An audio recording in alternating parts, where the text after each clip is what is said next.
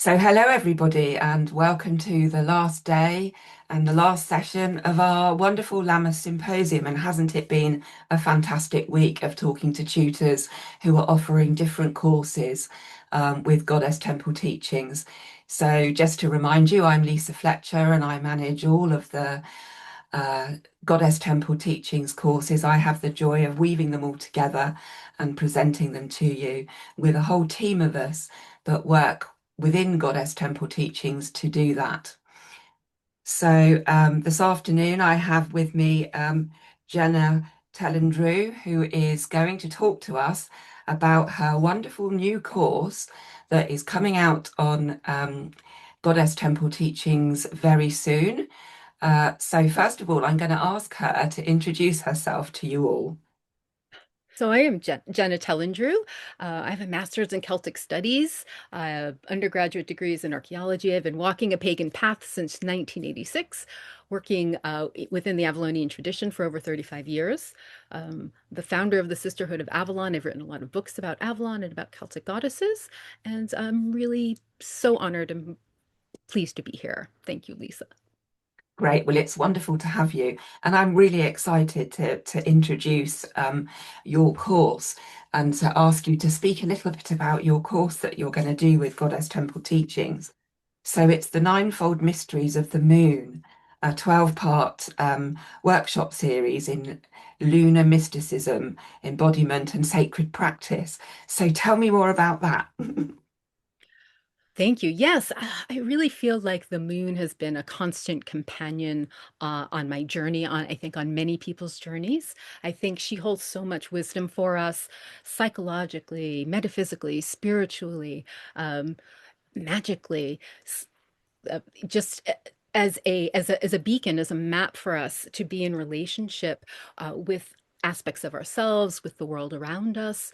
She invites us into deep reflection. She encourages us to ride the cycles of nature and of life. I think a lot of us have perhaps in our society been discouraged away from acknowledging that we, like the moon and like the world around us, is important for us to ebb and to flow, to acknowledge the different energies that come to fore with us in different times of our lives. We are encouraged to constantly build up, be productive, be productive. So there's wisdom in metaphor. There's wisdom in the magical work that the moon has, and I think she holds a great mirror up for us to come into our personal sovereignty.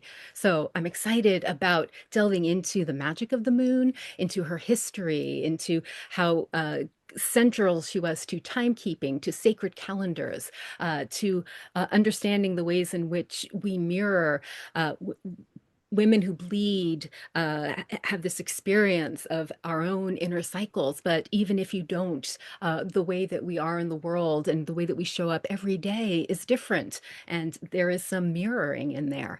There's a wisdom of our mothers in how we engage in agriculture, how we're in relationship with plants, how we approach goddess and the divine at our altars, the magics that we do. The moon can empower that. So there are so many pieces from science and history and folklore and magical traditions and permaculture and astrology and our own magical traditions that we can pull together. And I think the moon is a beautiful ally on our journey. Thank you. Yeah, she's always fascinated me. I can remember um, when I was quite young, sort of looking up at the stars and the moon and wondering what it would be like to be on her and Mm. feeling that energy in the night of the full moon. And also, I remember being of an age when I was a bit older and I realized that the moon was pulling the sea and the tides and thinking how incredible that is that something so far away was affecting what I was experiencing in that moment on that beach as the tide sort of ebbed and flowed around me. So yeah, I've always been fascinated by the moon. And tell me a little bit more about the moon and the plant kingdom and herbs, because and planting often doesn't it, sort of like come to plant at the sort of within the cycles of the moon is really important. It's something I've done a little bit, but I'm no expert, I will say that. So I'll pass over to you. Well, there are a lot of different traditions around it from around the world, but I think whether you're growing plants, whether and when you're harvesting them, herbalists know that there's a time for each of those things. The ways in which the moon has the sap rise during its waxing and full phase, and then how it falls back into the roots during its waning and dark phase. And so, depending on the component of the herb and how you're using it medicinally, that would decide when you would harvest what. So you would harvest, for example, the aerial parts during those waxing phases, and then the roots and what's under the ground in those waning phases. So there's metaphor and mystery in it, but there's also some good tradition around it. We want to have the part of the herb that's in its most potent when you're harvesting it. And the same thing with planting, depending on where you're planting and what you're planting, aligning those with the moon. It is a powerful and ancient practice. Thank you. Yes, it's all having had a look at your course outline, you touch on so many different fascinating areas, and herbalism is one of them. So, um, can you tell us a little bit more about the what the moon can teach us about ourselves and our cycles and our being in the world as women and as men, of course? Hmm. Well, I think there are a lot of approaches to it. I think that astrologically, we can learn a lot about our spiritual growth by looking at the nodes of the moon, where we're coming from, where we're going to. Our lunar moon can teach us something about ourselves and how we move through things. But yes, I think we're affected by the energies around us. And so paying attention to those cycles as they move through us, perhaps recognizing that there are certain parts of the month where you feel more empowered in a particular way. And yes, there are general correspondences that we can see, but when we look at and find our own rhythms, we find our own process embedded in it. And I think it tells us something important about ourselves. That self-knowledge is key. Another thing that I love to do and working with the moon and recognizing and harnessing its different energies is we talk about this idea of there being 8 phases of the moon, but I like to think of a ninth phase of the moon. I recognize this ninth phase called the sovereign moon. And the sovereign moon is the moon as she is. There's a sense that, the the phases as we see them are really an illusion. It's an interplay of light and shadow depending on the Yes. angle between the earth and the sun and the moon, but they're not really there. It's just how we perceive them. But at its core, at her core, the moon is an entity of herself, different from what it is that is projected upon her and what it is that she reflects out. And I think we're the same way.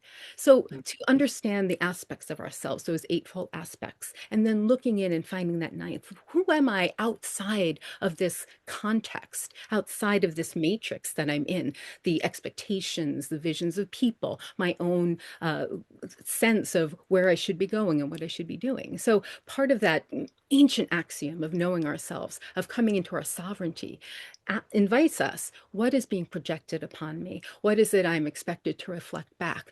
And then looking at all of those and acknowledging them and honoring them for what they are, because we are in a context with other people and other systems and other ways of being in Mm, the world. Who of are we course. truly? Who are we truly? So I think the moon can teach us that piece, that sovereign moon, that sovereign self. Yeah, that's really interesting. Thank you so much for sharing. So, back to practicalities with your course. So, how many sessions are there going to be? A full year, it's a 12-month course. Great, thank you. And is it going to be online? Yes, virtual, beautiful, so we can meet through the magic of the internet, Yeah. wherever you are in the world. Yes, and as we can see from the magic of me meeting you here today, that's just such a good way to connect Mhm. with people. So thank you. And so, was there anything else you wanted to say about your course before we finish? Just that I think it'll feed all the aspects of ourselves. I'd like to bring in things from the intellectual perspective, the scientific perspective, the psychological perspective, and of course, the spiritual perspective. I think balancing understanding of all of those things just we take information and we turn it into knowledge. We take knowledge and we turn it into wisdom. So I think it's a nice balance of all of the things.